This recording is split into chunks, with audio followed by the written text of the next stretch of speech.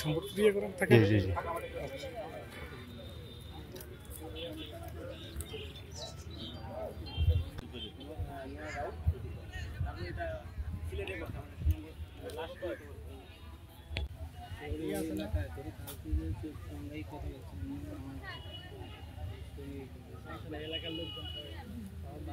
যাও না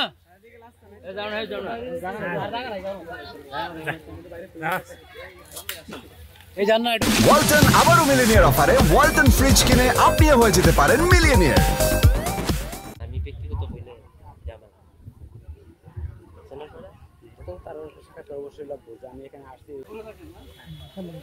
যে ঘটনাটি ঘটেছে এটি গতকাল দুপুর আনুমানিক 12টার পরে বিশ্বম্ভরপুর থানা থেকে আমাদেরকে একটি সংবাদ পাঠিয়েছিল যে এখানে একটি গ্রেনেড দয় টাইপের একটি বস্তু পাওয়া গিয়েছে এবং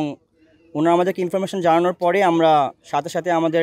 17 ডিভিশন হেডকোয়ার্টারে জানিয়েছি চ্যানেল ওয়াইজ এবং সেখান থেকে আমাদেরকে যেভাবে ইনস্ট্রাকশন ফলো করতে বলা হয়েছে আমরা সেভাবে ইনস্ট্রাকশন ফলো করেছি এবং বিশ্বম্ভরপুর থানা থেকে আমাদেরকে একটু রিকোয়েস্ট করা হয়েছিল চিঠির মাধ্যমে যাতে এটা আমরা খুব দ্রুত ডিসপোজ করে দিই এবং সে অনুযায়ী আমরা বিশ্বম্ভরপুর থানার সাথে প্রয়োজনীয় ব্যবস্থা গ্রহণ করার জন্য ওনাদেরকে কিছু ইনস্ট্রাকশন দেয় এবং ওনারা সেই জিনিস ওনাদের দায়িত্বগুলো ঠিকভাবে পালন করেছে এবং এটা গতকালকেই করার কথা ছিল কিন্তু ওয়েদার এবং সন্ধ্যা হয়ে যাওয়ার কারণে আমরা এটা পরবর্তী দিন মানে আজকে করার সিদ্ধান্ত নিই তো এবং আপনারা অলরেডি দেখতে পেরেছেন যে গ্রেনেডটি অলরেডি প্রাইম করা ছিল তো এটা যারা এর আগে এটা হাতে নিয়েছে বা নেওয়ার চেষ্টা করেছে এটা যে কোনো সময় একটা দুর্ঘটনা ঘটতে পারত তো এখানে যে কারো প্রাণ যেতে পারত তো এটার জন্য এলাকাবাসীকেও অসংখ্য ধন্যবাদ এবং বিশ্বম্ভরপুর থানাকেও অসংখ্য ধন্যবাদ তারা আমাদের সাথে যথাসময়ে যোগাযোগ করেছে এবং আমরা এটি অলরেডি বিস্ফোরণ করতে সক্ষম হয়েছি আশা করি এখন আর কোনো বিপদ সংকেতের মধ্যে এওয়ার বা এলাকা নেই এটা আমরা যতটুকু দেখেছি এটা মডেলটা হলো গিয়ে K36 অথবা M36 এটি হলো আপনার ওয়ার্ল্ড ওয়ার 1 পর থেকে 1972 ব্রিটিশ আর্মিতে এটা ইস্যু করা হতো বাট 1972 পর থেকে এটার কোনো ইস্যু করা হয় নাই তো ধারণা করা হচ্ছে এটা হয় ওয়ার্ল্ড ওয়ার 1 সময় অথবা এটি লিবারেশন ওয়ারের সময় এটা এখানে এসেছে কোনো এক মাধ্যমে এই মডেলের যে গ্রেনেডগুলো আছে আমরা যতদূর জানি যে এগুলো প্রাইম করা অবস্থায় যদি মাটির নিচে দীর্ঘদিন থাকে তবে সেটি পরবর্তীতে যে কোনো সময় এটি ব্লাস্ট হতে পারে এবং এটি 100 বছর কিংবা এর কম অথবা বেশি সময় ধরে মাটির নিচে এটি সতেজভাবে থাকতে পারে এটা আসলে কিভাবে এলো তা তো আমরা বলতে পারবো না তবে যতটুকু ধারণা করা হচ্ছে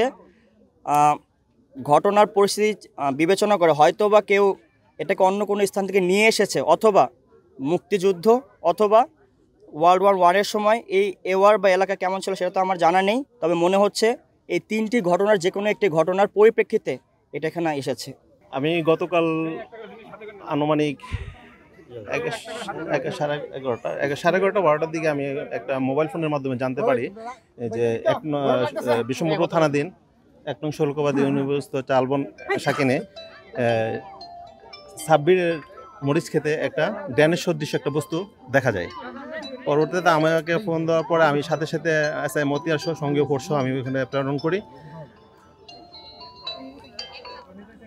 ওনারা ঘটনাস্থলে আসে সাদৃশ্য বস্তুটি দেখতে পেয়ে আমাকে অবহিত করে পরবর্তীতে এটা নিষ্পত্তির জন্য আমি আমার ঊর্ধ্বতন কর্তৃপক্ষকে জানাই ঊর্ধ্বতন কর্তৃপক্ষের নির্দেশক্রমে পরবর্তীতে আমি আর্মি ক্যাম্প শান্তিগঞ্জ আর্মি ক্যাম্পে অধিনায়ক বরাবর একটা চিঠি দেই যে এটা নিষ্পত্তির প্রয়োজন সেই তৎপ্রেক্ষিতে ওনারা আমাদেরকে সাথে সাথে রেসপন্স করে এবং বিগত বলে গেছেন যে বৈরী আবহাওয়া অথবা সন্ধ্যা হয়ে যাওয়ার কারণে গতকালকে এটা করা সম্ভব হয় নাই আজকে ওনারা এসেছেন এবং এটা ডিসপোজাল করেছেন এবং এটা বিস্ফোরিত হয়েছে